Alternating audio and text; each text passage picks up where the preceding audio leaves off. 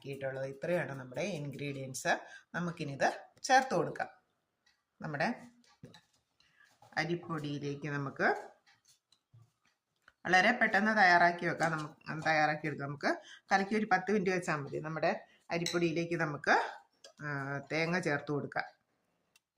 ഞാൻ ഒരു മുറി തേങ്ങയാണ് എടുത്തിട്ടുള്ളത്.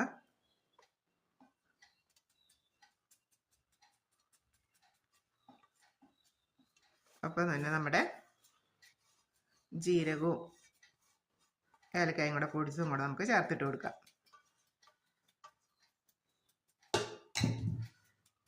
ശർക്കര പാനി ചേർത്ത് കൊടുക്കാം.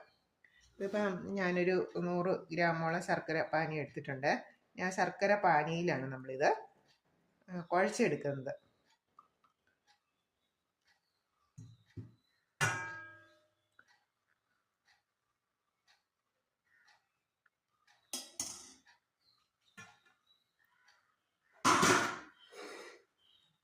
നമുക്കിത് നന്നായിട്ടൊന്ന് കുഴച്ചെടുക്കാം. അല്ല, ഒരു 10 മിനിറ്റ് നമ്മളിത് തയ്യാറാക്കി 10 മിനിറ്റ് ഒന്ന് സെറ്റാകാൻ വെച്ചാൽ മതി. നമുക്ക് അധികം നേരം ഒന്നും വെക്കേണ്ട. നമ്മൾ വൈകുന്നേരം ഈവനിങ് സ്നാക്സിനുള്ള ഒരു മധുര പലഹാരത്തിൻ്റെ റെസിപ്പിയാണ്. നമ്മൾ അരിപ്പൊടി എടുത്തു. വേണമെങ്കിൽ നമുക്ക് അതിലേക്ക് ഗോതമ്പ് പൊടിയും അരിപ്പൊടിയും സമാസമയം എടുക്കാം കേട്ടോ. എന്നിട്ട് നമ്മൾ ആനുപാതികം നമ്മൾ പൊടി എടുക്കുന്ന എന്തോരമാണോ അതിന് ആനുപാതികമായിട്ട് നമ്മൾ തേങ്ങ ചിരകിയാണ് ഇട്ടത്. തേങ്ങ ചിരകിയിട്ടു.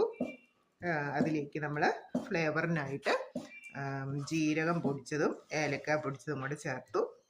മധുരത്തിന് ആവശ്യമായിട്ടുള്ള ശർക്കര നമ്മൾ പാനിയാക്കി എടുക്കും. നമ്മൾ എടുക്കുന്ന പൊടിക്ക് ആനുപാതികമായിട്ടുള്ള ശർക്കര വീട്ടിൽ പൊടിച്ച് വറുത്ത് വെച്ചിട്ടുള്ള അരിപ്പൊടിയാണ് ഉപയോഗിച്ചത്.